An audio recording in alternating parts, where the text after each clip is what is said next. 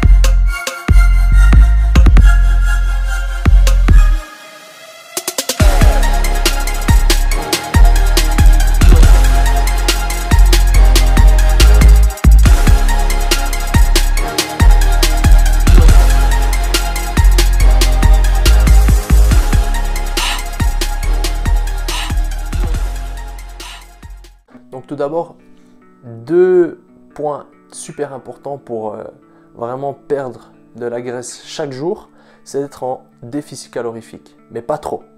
C'est-à-dire qu'il faut que si tu as besoin de 2500 calories par jour, que tu aies un déficit de 300 par jour. Pas trop pour pas choquer le métabolisme, parce que sinon après il va ralentir et puis c'est ce qu'on appelle l'effet yo-yo. Donc au début on perd beaucoup de poids et puis après dès qu'on mange à peine plus, on restocke. Donc ça il faut vraiment éviter un maximum.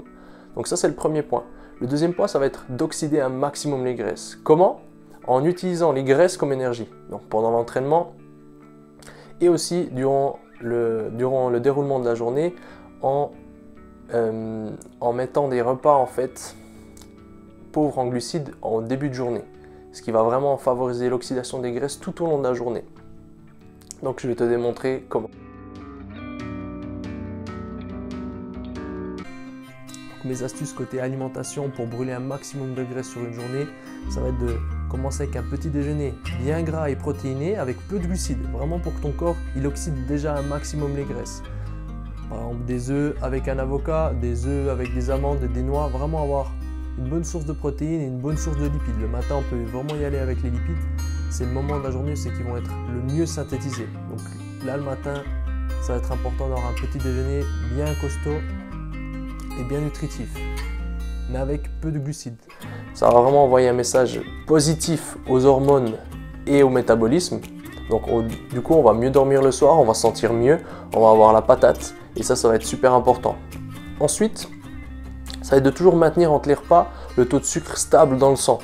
Donc là il y a des top aliments qui sont faits pour ça, c'est les fruits.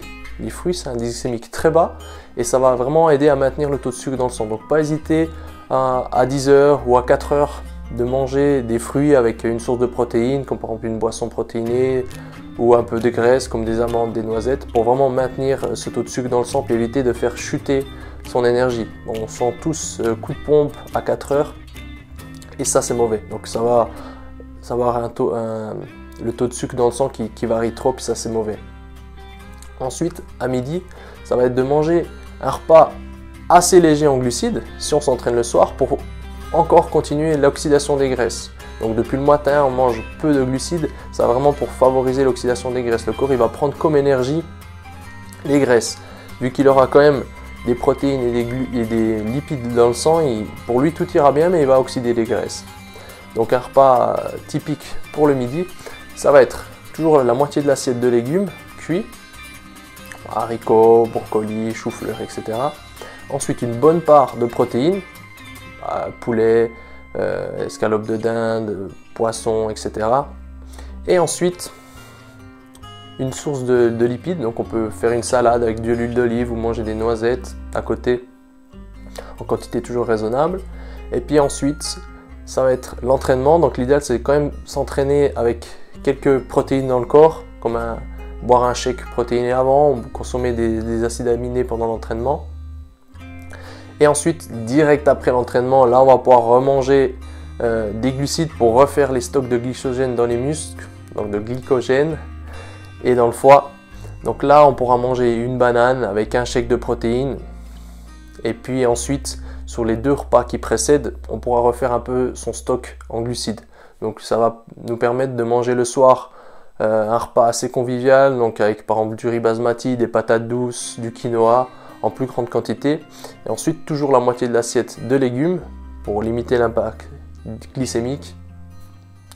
Et une bonne part de protéines, toujours assez maigre pour bien digérer et pour avoir un sommeil de qualité.